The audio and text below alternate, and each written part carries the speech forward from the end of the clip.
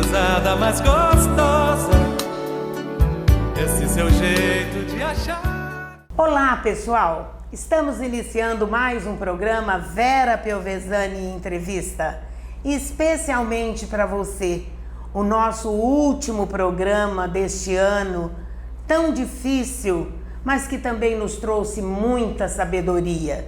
Então é momento de agradecer, é o momento da gratidão. E eu quero começar agradecendo produtos Nida, maravilhosos, com bom preço. Olha aqui, ó, estou com um vinhozinho delicioso para você saborear a hora que desejar, mas o ideal para um relaxamento a hora que chega do trabalho. Então, produtos Nida, que nos manteve no ar durante este ano. Então vai meu abraço muito grande para o Valtinho, o nosso gerente do Avenida Premium. Também para a Tatiana, nossa diretora de marketing. Para o Carlão Binato. Carlão só para quem foi amigo de infância como eu, viu? Porque é o Carlos Binato, grande incentivador. E para o Kiko Binato, que teve essa ideia maravilhosa dos produtos Nida. A todo o grupo Nida, meu muito obrigado, que Deus abençoe. Obrigado por gerar tantos empregos, tá bom? E tem mais, gente. Tem mais parceiros maravilhosos que mantêm o nosso programa no ar. Eu estou falando aqui de GD, Energia Solar, de Prudente, do meu querido amigo Braga, Antônio da Cunha Braga, o ex-superintendente do Grupo Rede, do Energisa, um especialista em energia, e vai trazer a energia solar para sua casa, para sua empresa. Basta você me enviar a última conta de energia elétrica e falar que tipo é o seu telhado, que eu envio para você o nosso orçamento. Especialista cuidando da sua tranquilidade. Beijo no coração, Braga, Jorge, toda a equipe da GD. O Gabrielzinho, neto, que já está na terceira geração, meu muito obrigado. Graças a vocês nós estamos no ar, levando informação e serviço dentro da sua casa. Beijo no coração, pessoal da GD, Energia Solar. E tem mais também, porque a gente não pode vir aqui feinha, malacafenta. Gente, eu vou pôr esse vinho aqui antes que eu derrubo, porque italiano fala com as mãos. Então, pessoal, a gente tem que vir com uma boa aparência, se sentindo bem, à medida do possível elegante. E eu estou sempre assim, graças a Silvia Calçados, que veste Vera Piovesani para o programa. Tanto a roupa, como o calçado, como acessórios. E a Silvia Calçado está com promoções excelentes para esse final de ano, para suas festas. Basta você chegar lá, que nós ainda estamos em clima de comemoração de 31 anos de Silvia Calçados. Beijo no coração para os patrocinadores do Vera Piovesani Entrevista. Delícia, né, pessoal? Último programa do ano, com uma entrevista para lá de especial, com uma pessoa para lá de especial. Sabe qual o tema? Justiça ou não? Sabe quem é o nosso entrevistado que o Luquinha vai agora colocar no ar?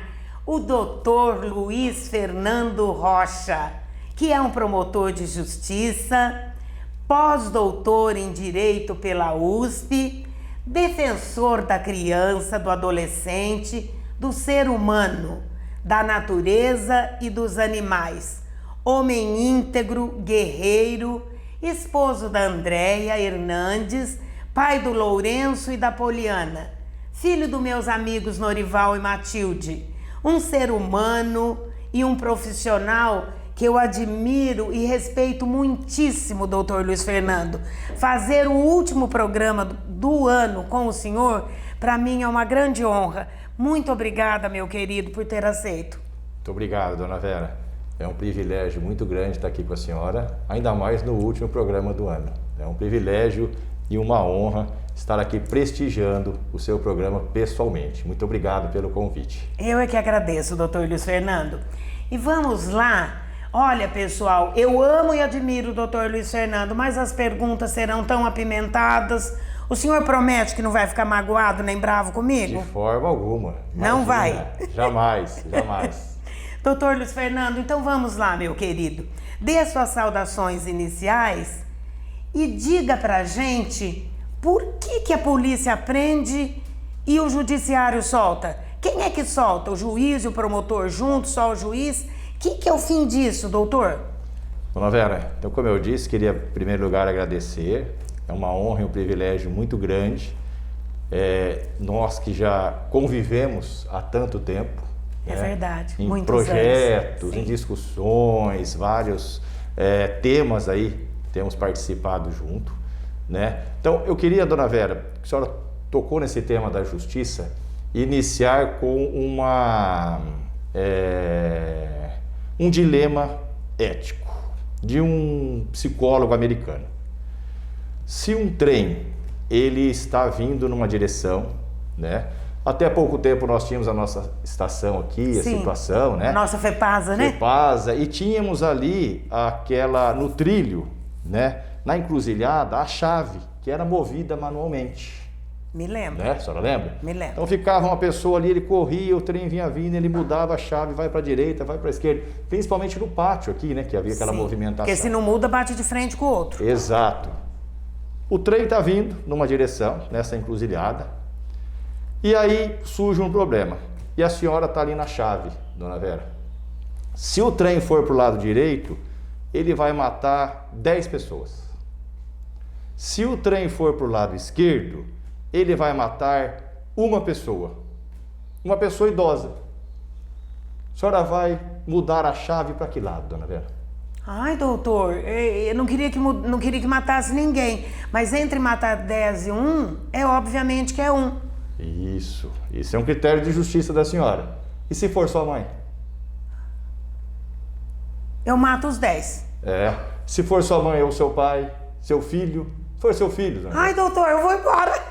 Gente Então, do céu, eu pensei que ele ia ficar de calça curta e eu que estou ficando.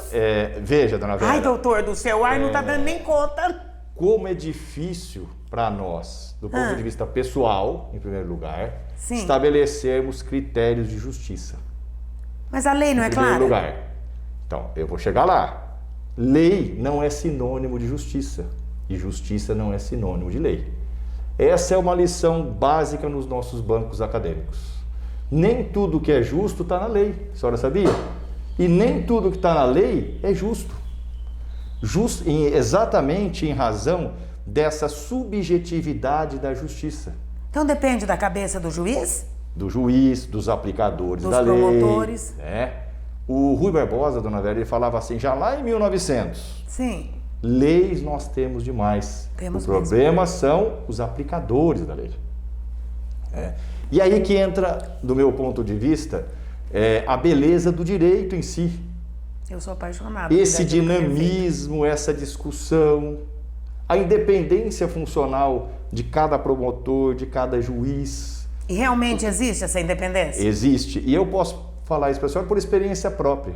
Eu já tive atuações de ter muita pressão, tentativa de ingerência política, econômica, e não tive institucionalmente nenhuma pressão que falasse para mim, faz isso ou faz aquilo. E vocês têm hierarquia, doutor? Não temos hierarquia, né? Não tem? O Ministério Público não tem hierarquia. O nosso procurador-geral, doutor Mário Sarrubo, ele é o nosso chefe administrativo, ele administra a nossa instituição. Ai, que bênção! Mas cada promotor de justiça, ele tem a sua independência funcional. É óbvio que dentro da lei, dentro da Constituição, né? De forma sempre fundamentada, justificada, mas nós não temos nenhum tipo de hierarquia, né? Um princípio basilar do Ministério Público é a independência funcional, a inamovibilidade. O que significa isso? Não pode transferir. Faz 10 anos que eu estou aqui em Assis, 11 anos agora o ano que vem. Eu só saio daqui se eu quiser. Desculpe dizer assim, que não é só uma historinha. Claro. Suponhamos que o senhor, numa ação, o prefeito se sinta afrontado, parari, paraná, e vai com o governador, e o governador manda no Estado. Não manda. Não transfere? O Judiciário não transfere. Eu só posso ser removido contra a minha vontade por interesse público, com o voto de 2/3 do Conselho Superior do Ministério Público. Se o senhor lesou alguma coisa. Isso, se for um interesse público, se ficar comprovado que eu tive uma conduta ilibada, ilícita.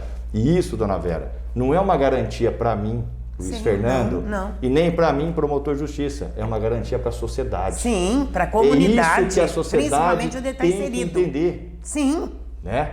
E aí, voltamos aos critérios de justiça. Nossa, eu me apaixonei por esse assunto, dava um programa. Aí a senhora fala assim, a polícia só prende e o juiz solta, alguém solta. 2, 3 vezes e é bandido, doutor. Aí nós temos que entender a nossa lei processual e a nossa lei penal, tá? Então a lei penal, ela descreve o crime, né? E tem as contravenções na lei das contravenções, as infrações penais. E nós temos as leis processuais penais que vão trazer para nós a forma como nós vamos aplicar isso, a forma como vai funcionar o processo, de um modo bem simples para as pessoas entenderem. Certo. Né? Lá no artigo 312 do Código de Processo Penal, fala assim que a prisão preventiva ela só pode ser decretada para garantia da ordem pública, garantia de aplicação da lei penal, entre outros, 2 ou 3 critérios. No artigo 313 fala que a prisão preventiva só pode ser decretada se o crime for apenado com a pena mínima superior a 4 anos, a pena máxima superior a 4 anos, em caso de violência, de reincidência. Sim. No caso de crime contra a mulher, de família, certo? Sim. Então para que isso? Para nós demonstrarmos o que nós temos na lei. Sim. Certo?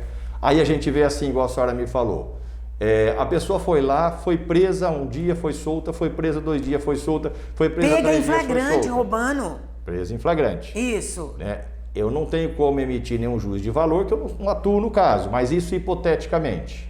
Tá? Hipoteticamente. Para ela ficar efetivamente presa, dependendo a situação do julgador, de quem está analisando, um dos critérios seria a reincidência. Sim. Se ele foi preso no período de 15 dias, por exemplo, ele não é reincidente. Como que não? Então, a senhora vê como que é complicado entender o sistema de justiça? Como que não? Por isso que eu falei agora há pouco que nem tudo que está na lei é justo. E nem tudo que é justo está na lei. Porque o que é reincidente? É aquele que pratica um crime após uma condenação transitada em julgado anterior. Ah, não, pelo amor de Deus. O que significa isso? Eu roubo o voto do senhor hoje, a gravata semana que vem, a sua aliança na outra. Eu não sou reincidente? Não. Só por só vai Deus, ser gente. reincidente de acordo com a lei se, quando a senhora furtou meu voto, a senhora já tinha uma condenação anterior transitada em julgado. E o que é transitada em julgado? Que não cabe mais recurso. E ainda tem que ter sido condenado? Condenado. Ah, que não, não cabe mais recurso. Então é de mentirinha. Em tese, reincidência é isso. Por isso que nós temos que tomar cuidado, às vezes. O senhor está me deixando com dor no pescoço aqui, doutor. Não, mas nós vamos chegar lá. Agora, o que acontece é o seguinte.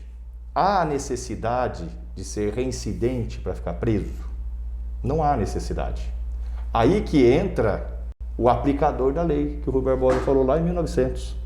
Por quê? Vou dar um exemplo para a senhora desse final de semana. Eu estou atuando lá em Brotas, naquele caso das búfalas. Não sei se a senhora viu na mídia. Não vi. Saiu toda a mídia nacional aí. E eu fui designado. Por enquanto encontramos 132 mortas. Mas a gente acha que vai chegar aproximadamente a 300 ou 400. Elas estavam invadindo as propriedades? Não, o proprietário mesmo matou. Matou, enterrou. Ele comprou e não deu certo para vender? A gente não sabe ainda o que estava acontecendo. Ou ele é louco. Então, eu fui designado para atuar nesse caso lá. Fui a semana passada com a minha equipe aqui de Assis, na parte do inquérito civil pelo GAEMA. Aí tinha a parte criminal também. Da Polícia Civil. 3 ou 4 inquéritos. Aí o promotor pediu para mim e falou: você não me ajuda aqui também e tal. Aí pedimos uma designação para o procurador-geral e eu fui designado também para atuar na parte criminal. Certo. Aí a semana passada o delegado relatou os inquéritos, ou seja, entendeu que terminou a investigação e pediu a preventiva do proprietário e a preventiva de uma outra pessoa por coação no curso do processo. Por quê? Porque nesse período ele contratou uma pessoa armada e foi lá ameaçar as ONGs que estão cuidando dos animais e tal, e pediu a preventiva.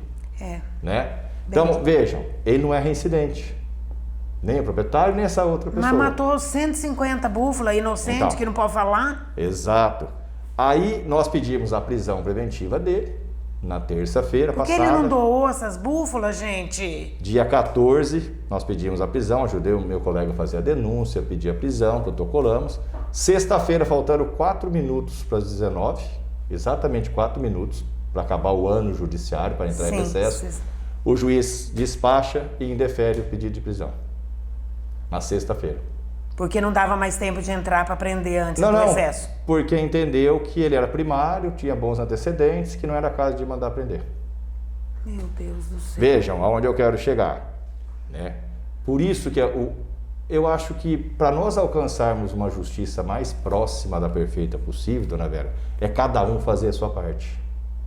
Cada um fazer a sua parte.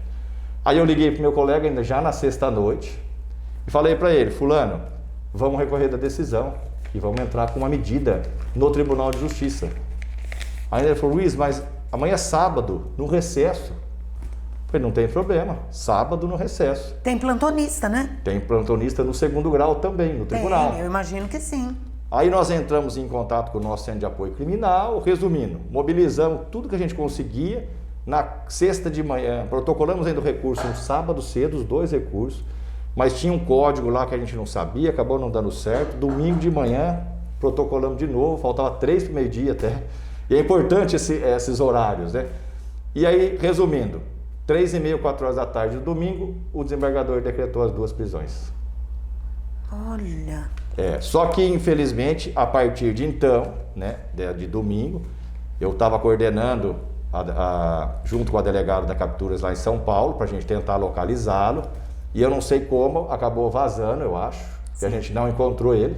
Ele tem mas encontrou um lugar. Deles, mas o principal, que era o proprietário, até agora não encontrou, mas nós vamos encontrar. A gente está com uma equipe boa, mobilizada no estado todo, a gente vai encontrar. Mas o que eu quis demonstrar, dona Vera? Entendi. Qual que era aí o nosso argumento?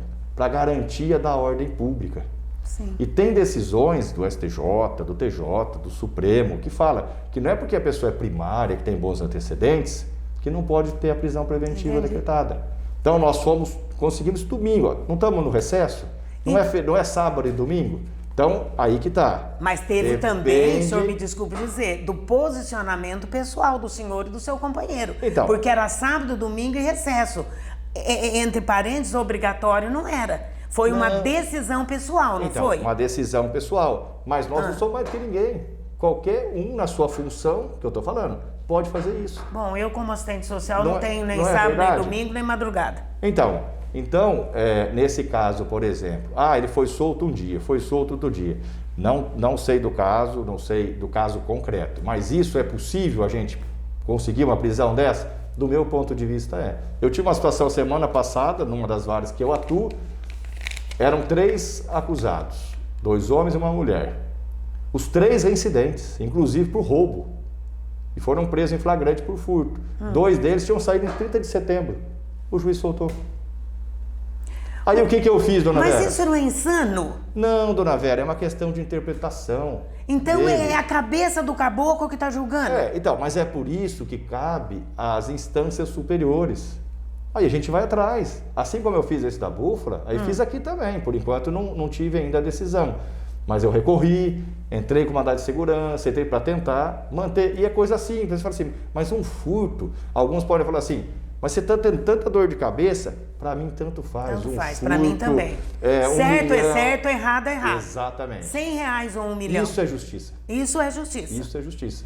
Agora, doutor, se nesse inteirinho que a Polícia Militar faz um trabalho maravilhoso, eu sou fã número 1 da Militar. Polícia Militar, Polícia Civil, os dois fazem trabalhos maravilhosos. Mas a polícia, fazem sim, é verdade. Senão o doutor Ricardo Fracasso vai arrancar minhas orelhas. Fazem sim. Só que tem um detalhe, aquela que está 24 horas para auxiliar a população é a Militar. Então eu tenho uma paixão especial pela Militar. Ela vai lá, se empenha, prende, solta. Só que nesse inteirinho, o caboclo pode roubar a casa de alguém e matar alguém. Sim. Será que o juiz não pensa nisso? Então, é uma questão de aplicação da lei, né? Nós estamos constantemente junto com a Polícia Militar, com a Polícia Civil. Semana retrasada ainda fizemos uma reunião sobre isso, porque é o que eu costumo dizer, o primeiro juiz, dona Vera, é o policial militar. É verdade, eu O concordo. primeiro juiz é aquele que vai atender a ocorrência. E naquele momento, o que ele fizer vai refletir na condenação ou na absolvição. Então, entendeu? E eles Por estão isso preparados nós para estamos, isso? Estão. E nós temos constantemente, junto com eles, e trocando ideias, discutindo essa parte processual, que às vezes é complicada para entender, não é? Sim. Então, Nossa, a questão da prova, O recentemente... senhor começou aqui a falar, eu falei, gente, será que eu sou uma asna? Que eu não sei nada disso? Não.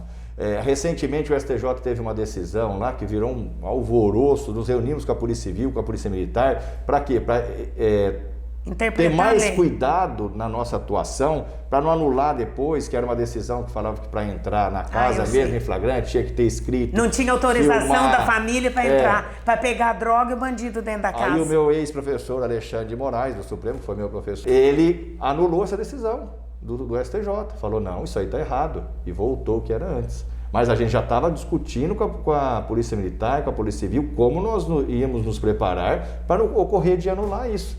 Porque senão vai cair tudo por terra. Então, mas a gente tem que ir se aperfeiçoando, dona Vera. E nesses casos aí, pegando casos emblemáticos, estudos de caso, por que falhou aqui? Foi uma falha do Ministério Público? Foi uma falha do juiz? Foi uma falha das polícias? O que nós podemos fazer, então, para que não ocorra mais isso? Entendeu? Agora, e o que nós temos que fazer para que não ocorra? Algo que eu queria fazer uma observação importante também, dona Vera, não nesse caso, né? Mas a gente tem que tomar um pouco de cuidado, porque eu fiz um curso recentemente, e nesse curso até tive um professor, um promotor americano, e eram umas técnicas lá de Harvard e tal, que a gente teve aula, e o que a gente tem que tomar um pouco de cuidado é que no Brasil nós temos uma cultura de que se não for preso, não foi punido. Não foi mesmo. Então, isso não está certo, dona Vera. Por que não? Em determinados casos, nós temos possibilidade de substituição da prisão por outras medidas. Sim, o bolso de um rico para bancar as entidades sociais é bom. Então, não é bom isso? É bom, é ótimo. Então, não significa que mas a gente tem que... Eu já fiz júri, por exemplo, de tentativa de homicídio, que a pena deu tentativa branca. O que é uma tentativa branca? A pessoa deu um tiro no outro e não pegou, mas tinha intenção de matar. Sim, mas não matou, é diferente. A pena foi 3 anos, nem pegou na pessoa. Nem 3 pegou. anos. Aí a senhora, quem está assistindo, falou assim: mas ficou impune, não foi para cadeia. Não, nesse caso não, ele não matou. Então, mas a gente tem Mas ele não queria matar? Mas às vezes era um momento... A senhora vê como é difícil. Eu vou sair preso daqui hoje, Luquinha. Não. Ele tá me deixando enlouquecida. É importante que a sociedade... O senhor queria isso mesmo, né? É importante que a sociedade entenda isso. Ainda hoje nas redes sociais eu vi algumas críticas do pedido de prisão desse da búfala aí.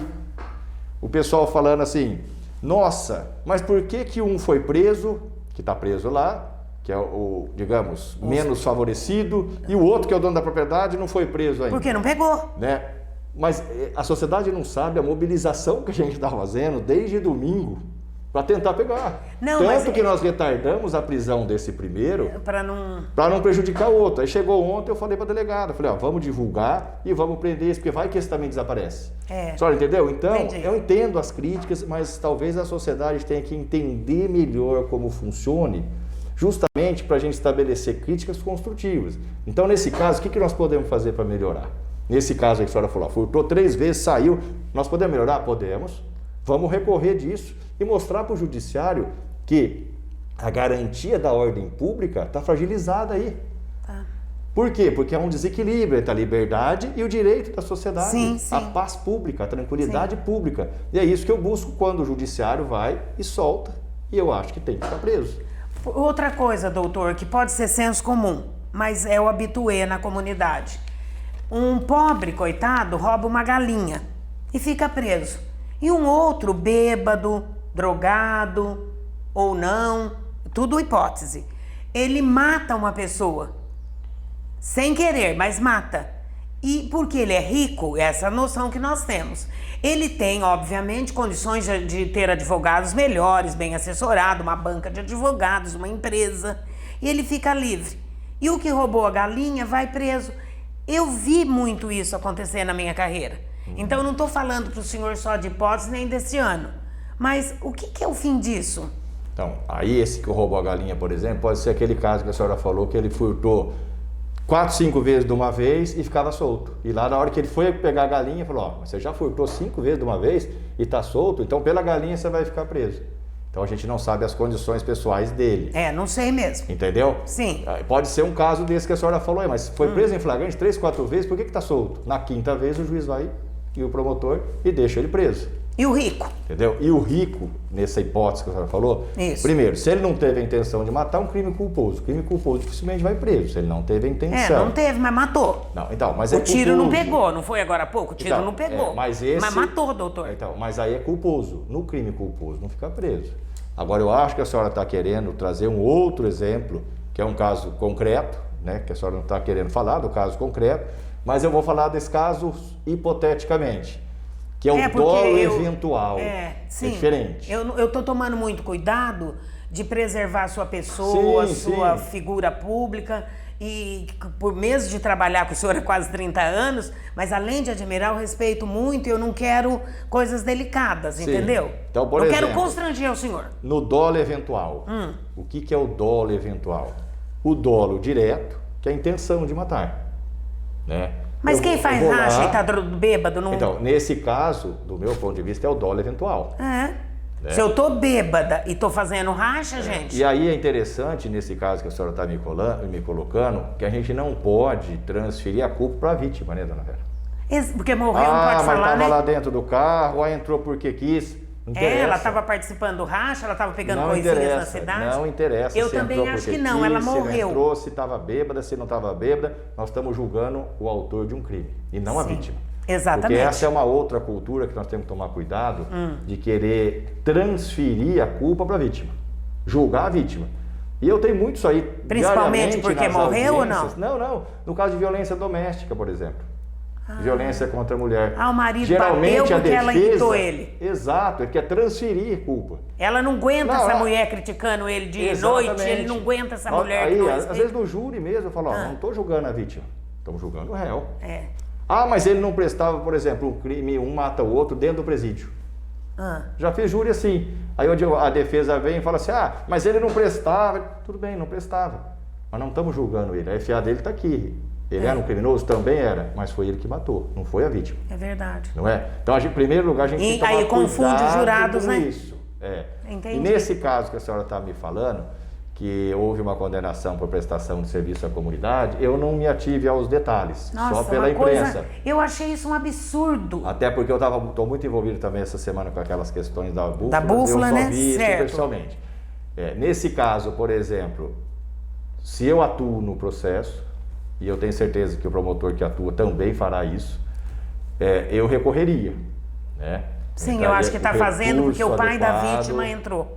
Eu faria o recurso adequado, né, para demonstrar para o tribunal que houve um dolo eventual. Porque parece, pelo que eu vi na mídia, que o juiz entendeu que houve realmente o racha, né, condenou pelo racha, só que aí afastou o dolo eventual, falou que ele não aceitou o risco de matar. Agora, dá licença, né? Do meu ponto de vista, dona Vera, sem conhecer o processo, sem conhecer as provas... Subestimar a inteligência da gente, quem está fazendo o racha embriagado... E podia não só ter matado a moça, como um casalzinho com uma criança com um carrinho passando na rua. Na calçada. Morria o pai, a mãe e o nenenzinho no carrinho. Ou outras pessoas. Um velhinho, uma velhinha, o senhor, eu, Andréia. Exatamente. Não é? Exatamente.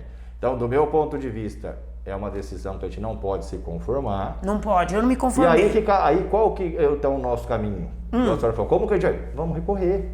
Vamos transformar isso e vamos buscar. Eu tenho certeza, da minha experiência, não tenho certeza, mas eu posso afirmar que a gente tem grandes chances para o tribunal reformar isso. O que nós não podemos é ficar conformados. Eu entendi. Então, como não ficar conformado se eu e o Luquinha entramos com a mesma ação e o senhor é o juiz A e essa sexta que é o juiz B? A mesma coisa, eu pedi, mas o meu caiu na sexta e dele no senhor. O juiz A fala que aquilo está correto, o Luquinha ganha. O juiz B na outra sala falou que não, que eu estou errada. E é a mesma questão, doutor. Caiu em vara diferente. O que é o fim disso? Independência funcional, que eu falei para a senhora agora há pouco. Mas e o caso? E a argumentação, né? Do advogado no processo? Não, o juiz, ele tem que fundamentar os dois juízes vão fundamentar. E qual que a gente não se conformar, nós vamos recorrer. Só para a senhora ficar mais encucada ainda, eu já tive caso assim, na área ambiental, por exemplo, que na mesma Câmara de Direito Ambiental do Tribunal, na mesma Câmara, nós tivemos duas decisões diferentes. Mas não pode. Os mesmos julgadores. Pode? Não pode. O que a gente tem que fazer? Recorrer. Meu Deus, doutor do céu. Ó, eu tô até derrubando as coisas aqui. Mas a senhora sabe, dona Vera, eu vejo isso assim... Mas não tô vendo muita solução, parece que não tô ficando animada. Eu vejo isso com muita positividade, a senhora sabe por quê? E por que eu não? Por quê? É porque a senhora talvez não tenha conhecimento desses meandros. Não né? tenho Agora que mesmo. a senhora está tendo conhecimento. Por que eu vejo isso com muita positividade? Transparência, dona Vera. Isso tudo sempre aconteceu. E alguma vez a senhora chamou alguém para vir aqui falar sobre isso? Não, eu não sabia. Exatamente. Transparência. Agora, por exemplo, a gente às vezes tem tempo real. Está saindo ali uma decisão do Supremo, a gente já está tendo a decisão aqui. Isso. E aí nós temos possibilidade de criticar, de debater e de adotar as medidas necessárias. E mais, de pressionar as autoridades, aqueles que têm competência, para adotar as medidas necessárias. Porque antes, por exemplo, nós não tínhamos esse conhecimento. Imagina quanta coisa pode ter acontecido e a gente não sabia. Na nossa carreira inteira, né? E hoje não. Então eu acho que isso é muito positivo. E o trabalho dessas mídias sociais também, né?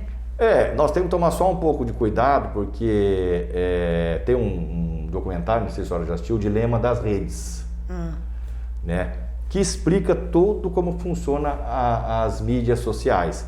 E hoje ainda, a gente comentando sobre isso, existe alguns hackers, se não me engano, que chama, alguma coisa assim, pessoas que, por exemplo, nessa decisão aí que a senhora está me falando, quando ela é publicada lá, sai no Jornal da Cidade, aqui no programa da senhora, alguém vai lá e joga alguma coisa completamente polêmica, que não tem nada a ver, alimenta esse tipo de coisa, sabe?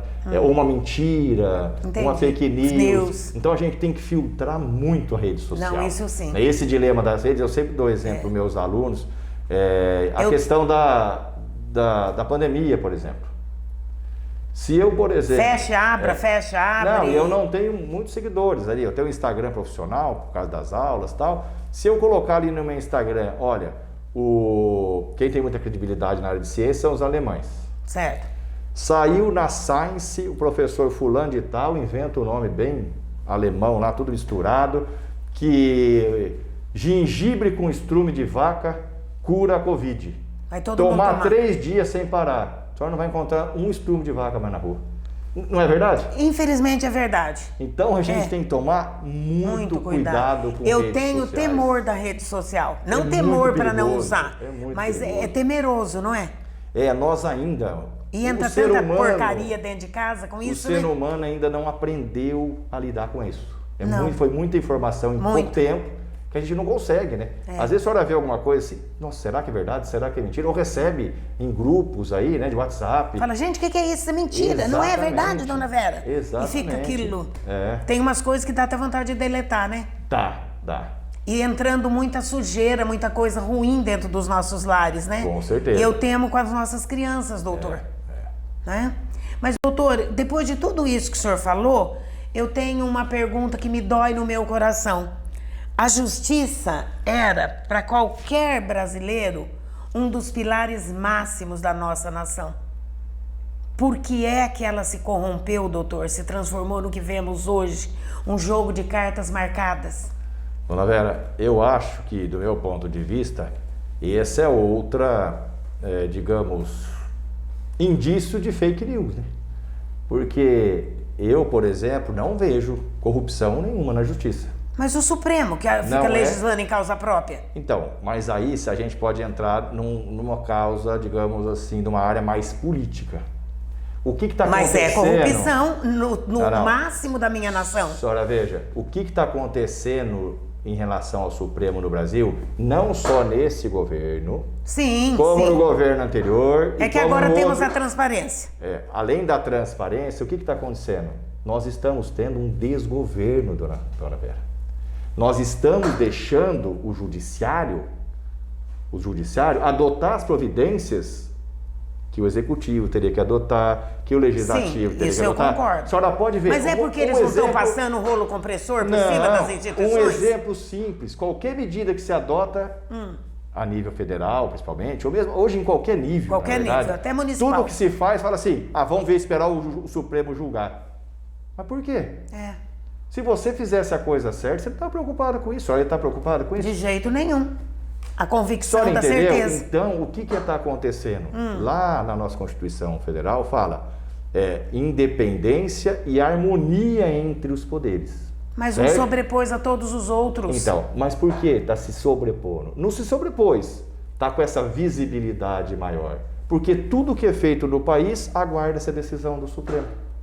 Mas ele toma decisões antes dos pares que deveriam tomar, doutor. Olha, dona Vera, um princípio basilar de direito processual, né? Um termo em latim, me desculpe, narra-me in facto dabitibus. Ou seja, o juiz, o judiciário, é inerte. Ele só se movimenta por provocação. Nós damos o fato para o judiciário e ele dá o direito. Senão ele fica quietinho lá na mesa. Exatamente. Por que o Supremo tem feito tudo isso? Coisas boas, coisas que eu também acho que não são boas, não são boas, porque é provocado. O Supremo não faz nada de ofício. Mas tem um monte de incapaz lá que não passou nem para concurso de juiz. Não, então, mas aí a gente está indo em outras áreas, né? Eu também acho, né? Mas aí a gente está indo para outras áreas. Entendi. Por que o Supremo está... A senhora entendeu? Se ninguém provocar, o Supremo não vai agir. Exceto naquele caso dos inquéritos lá de fake news, que tecnicamente também eu já estudei bastante aquilo, há uma polêmica se o ministro Alexandre de Moraes poderia ou não poderia instaurar, mas no direito sempre há duas posições. Então o que a gente tem que entender nas atuação do Supremo atualmente no país, por que ele não está se sobrepondo a nada, ele está tendo essa visibilidade, do meu ponto de vista. Por fragilidade e vulnerabilidade das outras instituições, dos outros poderes que estão deixando isso acontecer. Isso é verdade também, porque não estão aguerridos o suficiente para enfrentamento. Aqui, por exemplo, na nossa comarca, ele só vai agir se ele for provocado. Se a senhora entrar com ação, se eu entrar com ação, se o Ministério Público entrar com ação, ele não vai de ofício falar, dona Vera, a senhora vai ter que fazer isso. Ele não pode. Não é democracia, né? Não, é anulável, está na Constituição Federal isso. Entendi. Então, as pessoas têm essa falsa impressão. Porque o Supremo isso. Porque, a senhora vê, o Supremo é um colegiado. São 11 ministros. Nós que estamos mais acostumados a decisões judiciais, as decisões judiciais nós recorremos, nós buscamos. Entendi. Porque no direito sempre tem dois lados. Agora, há que ter um critério mínimo para um cargo desse, né? O Caboclo fez 3 concursos de juiz, repetiu nos 3 e é ministro do Supremo. Bom, isso é outra conversa. E aí, a senhora acha que a culpa é de quem, nesse caso? De quem deixou ele entrar lá. E quem deixou ele entrar? Foi o presidente da época. Eu também já estudei muito isso, dona Vera. Quem foi, meu pai? Eu sempre fiquei muito... nas aulas de direito constitucional, ficava muito Gente, ele está me enlouquecendo. Isso vem lá desde o início da República, né? Quem que indica o ministro? Quem que indica o ministro? Não é o presidente da República? Só que a indicação dele é suficiente para ele ser ministro? Ele passa por uma sabatina. Ele é sabatinado no Senado Federal. Que também... Então, mas quem que é o responsável, então? O presidente ou o Senado? Eu sempre achei, nossa, a culpa é do presidente de entrar. Não é. A culpa é do Senado. Vê se o Senado tem coragem de reprovar alguém. Imagine, tem tudo rabinho preso com o presidente. Esse último agora que entrou, mesmo ficaram meses para sabatinar, que vai, que não vai. Ele entrou. Até hoje, se não me engano, na história da República, só um que não foi aprovado pelo Senado. Devia ser bandido de carteirinha. Nunca teve ninguém. Isso é político, dona Vera. É político, jogo político. É por isso que eu falei, nós é que votamos nesses bandidos que estão lá. É jogo político de poder. Político. E nem de periferia o poder, é poder instituído mesmo. Exatamente. Então, é complicado, né? A gente... Eu entendi. Querer... Mas não estou ficando muito feliz nem animado. A culpa é do Senado, não é do presidente. E a culpa, se baixar mais um pouco, é de quem? Minha, do senhor, do Luquinha, porque votamos nessa barbaridade que está lá. Você votou para senador na última eleição? Não lembro. Então. Mas eu escolhi bem. A senhora tá vendo? Eu lembro. O brasileiro não Agora tem eu lembrei. essa cultura política. Eu lembrei, meu senador. Além de nós não lembrarmos, isso é normal. Eu lembrei agora. Muitas vezes, alguma vez a senhora mandou um e-mail para o seu candidato, a senhora cobrou alguma postura? Não sei nem como fazer isso, olha que eu sou esclarecida. Então. Imagina o coitadinho. Agora a senhora vê esse atual Congresso Nacional, por exemplo, o que está fazendo na área do meio ambiente? Nossa Senhora! Está acabando com toda a nossa estrutura de legislação e de administração ambiental que a gente tem no Brasil. E que era referência mundial, né? Que era referência mundial. Sim, isso Direitos é verdade. sociais. Sim. Né? Tá difícil essa parte da legislação, então, entendeu? Esse ano que vem tem eleição, né? Tem.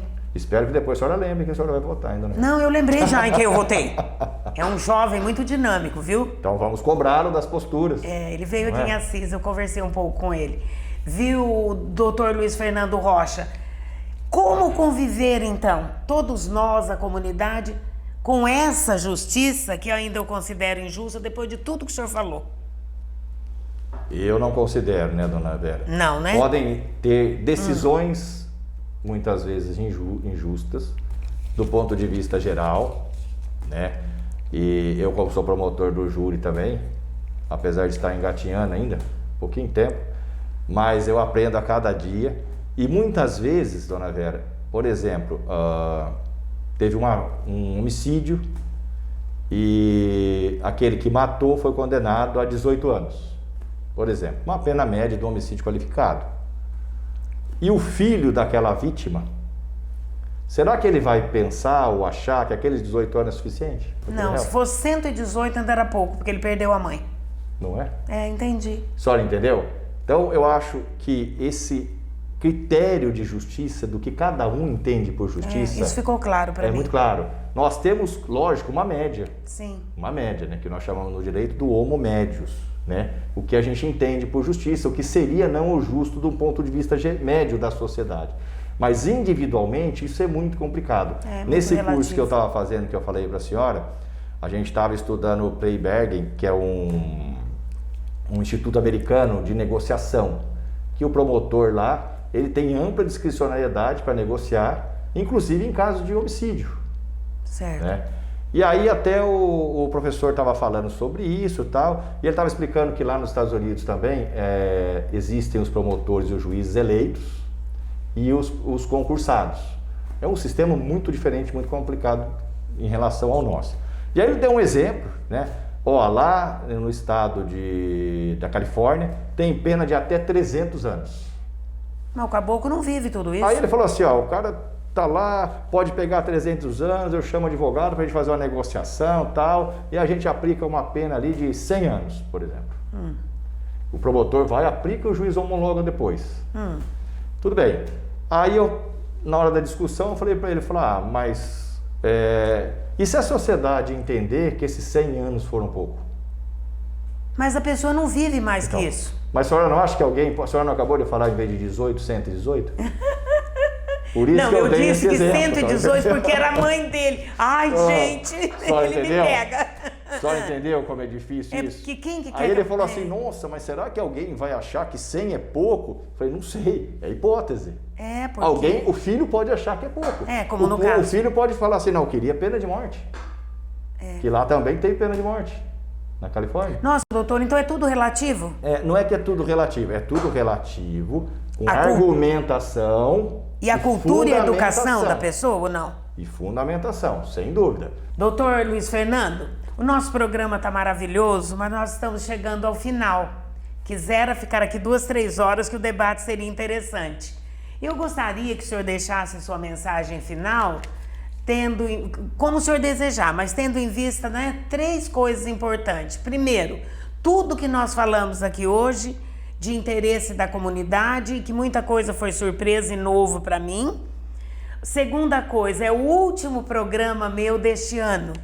E a terceira coisa, estamos finalizando um ano pandêmico, difícil, que no pior pesadelo nós pensamos que existiria algo assim. Então que o senhor fizesse as suas considerações finais, deixasse a sua mensagem. E pode tirar a máscara um pouquinho para mandar um beijo para a Andréia, viu? Tá bom.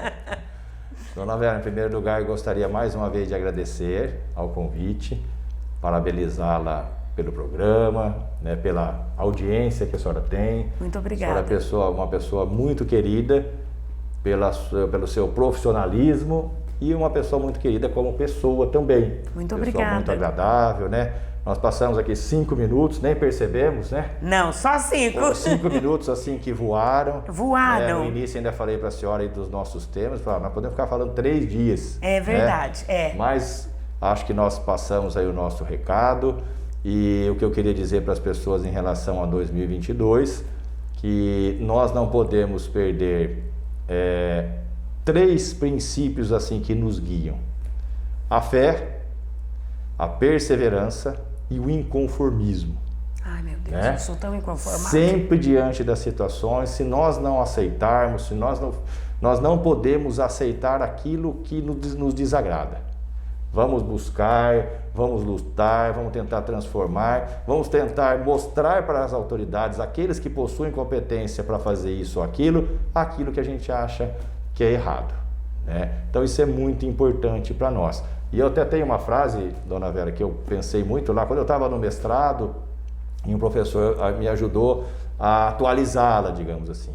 Eu costumo dizer que um homem sem sonho é igual a um corpo sem alma. É verdade. Que ele fica vagando. Sim. Né? Então nós sempre temos que sonhar. Sempre. É Se nós pararmos de sonhar, e aqui o nosso objetivo principal no nosso programa, qual que é? Sonhar com uma justiça mais concreta, digamos assim, para a sociedade. Isso mesmo, para edificar um mundo melhor. Exato. Mais justo, fraterno e igualitário. Exato. É isso né? mesmo. Então, nós temos que sonhar com isso e buscarmos e termos atitude para transformar isso. Né? E nesse ano pandêmico, na verdade, 2 anos pandêmicos. 2. 2 anos. 2 anos, seguidos, gente. Né? O que eu queria parabenizar a todos, porque nós todos somos sobreviventes. Estamos aqui vivos, né? É verdade. Estamos aqui vivos. Então, em primeiro lugar, parabenizá-los e, em segundo lugar, agradecer por estarmos aqui, não é? E agradecer muito, né, Dona Vera? Muito, Quantas muito, pessoas nós perdemos? Quantos amigos, conhecidos, parentes? E desconhecidos Sim. nesses 2 anos. Né? Foi uma avalanche, né? Exato. E é muito triste isso.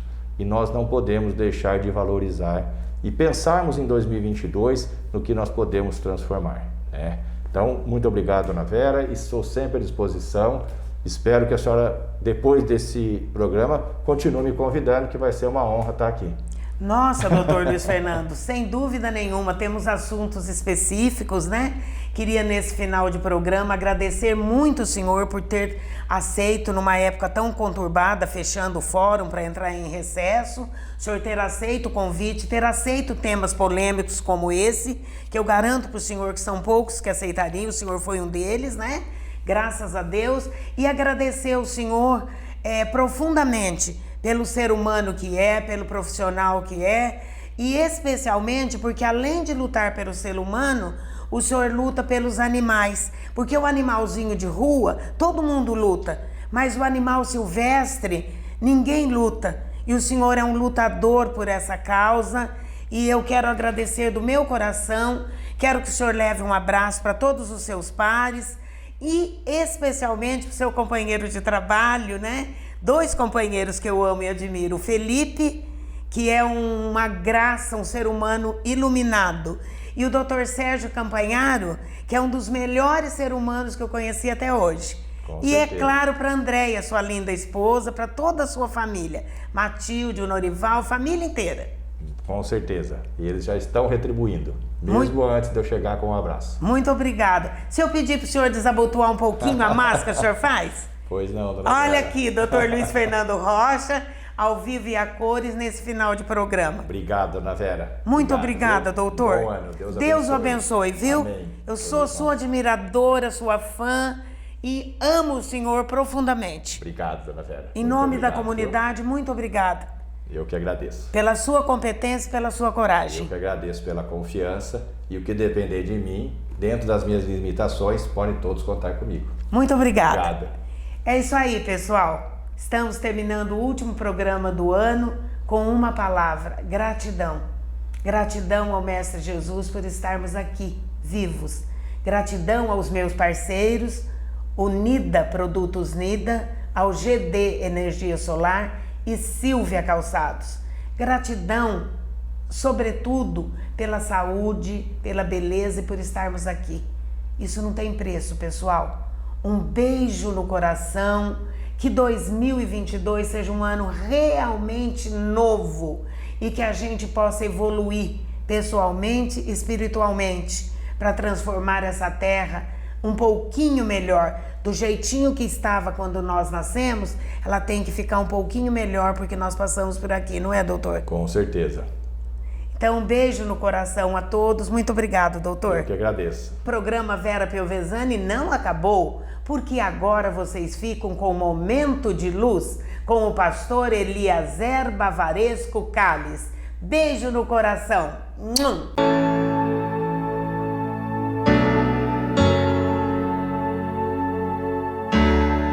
A graça e a paz do nosso Senhor e suficiente Salvador Jesus Cristo. É com grande alegria que iniciamos mais um momento de luz para a glória de Deus Pai. Estamos concluindo mais um ano, o ano de 2021 está se findando e para a glória de Deus nós estamos aqui, estamos vivos e na presença do ressurreto. Estamos vivos e bendizendo, exaltando, glorificando a Jesus Cristo, o nosso Salvador, o nosso Senhor, o nosso Rei, que nos redimiu com sua morte expiatória naquela amarga cruz por nós. E nós celebramos a vitória do Senhor Jesus naquela cruz, porque Ele verdadeiramente veio até nós, Ele deixou sua glória, Ele deixou o seu reino de luz, o seu reino de glória e desceu, se fez como um de nós. E a palavra do Senhor em Isaías 9, versículo de número 6, nos diz: porque um menino nos nasceu, um filho se nos deu, e o principado está sobre os seus ombros, e o seu nome será maravilhoso, conselheiro, Deus forte, Pai da eternidade e príncipe da paz. O nosso Deus, Ele deixou a sua glória, Ele deixou a sua glória e desceu até nós, se fez como um de nós, se fez criança, se fez menino como um de nós, para nos salvar, para nos redimir, para nos resgatar. Um menino nos nasceu. Comemoramos o Natal, na verdade comemoramos o nascimento do nosso Salvador e Senhor Jesus Cristo, que veio em forma humana, como eu e você. Ele veio como um de nós. O que é rei sobre tudo e todos, deixou a sua realeza e veio habitar entre nós. Se fez humano, se fez menino, se fez adolescente, se fez um homem. Viveu nesse mundo, sim, por pouco tempo, sim, 33 anos mais ou menos, mas o fato é que ele se fez um de nós para nos entender, para saber quem somos, para entender a sua criação, a obra-prima de suas mãos, que somos nós. O menino nos nasceu. E Ele quer nascer hoje em sua vida. Ele quer nascer hoje em minha vida. Todos os dias Ele quer nascer no nosso coração. E será que eu tenho deixado o Senhor nascer em meu coração? Será que você tem deixado o Senhor nascer em seu coração? Porque um menino se nos deu. Deus Pai Todo-Poderoso, Criador e Sustentador de todas as coisas, entregou o seu Filho por mim, que não mereço, por você, que não merece. Por tanto amor, Ele entrega o seu Filho, o menino se nos deu para nos salvar. Jesus veio ao mundo para nascer neste mundo, nessa terra, mas principalmente para nascer no meu e no seu coração. Então hoje é o tempo aceitável do Senhor, é alegria, é festa, é regozijo, é banquete, sim, mas o que é mais importante é Jesus nascendo em cada um de nós, é Jesus no meu e no seu coração, porque um Filho se nos deu, Deus Pai Todo-Poderoso entregou o seu Filho, o menino nos nasceu. Quem entrega o seu filho para alguém? Quem entrega a sua filha para alguém? Nenhum de nós. Nós não temos essa capacidade, mas Deus Pai Todo-Poderoso assim o fez e entregou o Senhor Jesus Cristo para nos salvar.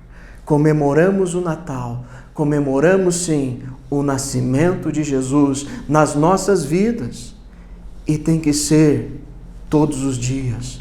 Ah, pastor, não é fácil. Eu sei que não é fácil. Eu estou também na mesma situação que você. Mas entenda que nós precisamos deixar o Filho de Deus, através do Espírito Santo, nascer em nossos corações. Eu quero orar por você agora. Eu quero que você abra o seu coração e deixe o Filho de Deus nascer em seu coração, porque um menino se nos deu e Ele quer habitar em sua vida, em seu coração. Vamos orar. Deus Pai, eu quero pedir que o Senhor venha fazer o teu Filho nascer em cada coração, que cada um tenha uma experiência contigo, uma experiência real, uma experiência viva de novo nascimento, de nova vida com o Senhor Jesus. Ó Deus, que o Senhor venha tocar em cada um dos corações que estão me ouvindo, estão me vendo, ó Pai, em nome do Senhor Jesus. Que o Senhor venha fazer com que esta vida tenha um encontro vivo com o Senhor Jesus Cristo.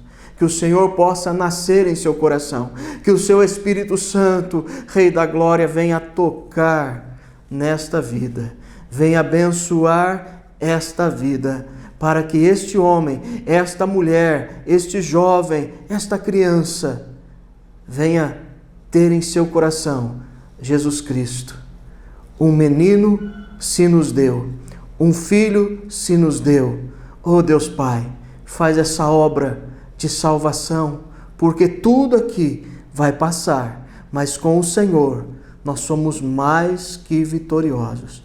Abençoe esse meu irmão, essa minha irmã, nesse término de ano, que o Senhor estenda as suas mãos de poder e seja com esta vida, nesse novo ano que está se iniciando, em o nome do Senhor Jesus. Ó Rei da Glória, nos abençoe em mais um ano que estamos adentrando, em o nome do Senhor Jesus, que a bênção do Pai, do Filho e do Espírito Santo de Deus esteja sobre a sua vida, sobre a minha vida, sobre as nossas famílias, sobre a Igreja de Jesus Cristo, aqui e por toda a terra. Amém e amém. Muito obrigado por mais esse tempo, por mais esse momento de luz, onde nós conseguimos encerrar este ano e começar um novo ciclo, um novo ano para a glória de Deus Pai. Que você possa se entregar a Jesus e deixar que o Espírito Santo de Deus trabalhe em sua vida nesse ano de 2022. Que Deus estenda as suas mãos de poder sobre a sua vida, porque a sua vida é preciosíssima. Você tem valor. O Espírito Santo de Deus está se movendo no seu coração. Então, tenha um excelente final de ano e um 2022 abençoadíssimo, em o nome do Salvador e Senhor Jesus Cristo, o unigênito Filho de Deus. Um forte abraço, que Deus te abençoe e até o ano que vem, assim o Senhor permitindo. Amém. Quero sua risada mais gostosa, esse seu jeito de achar.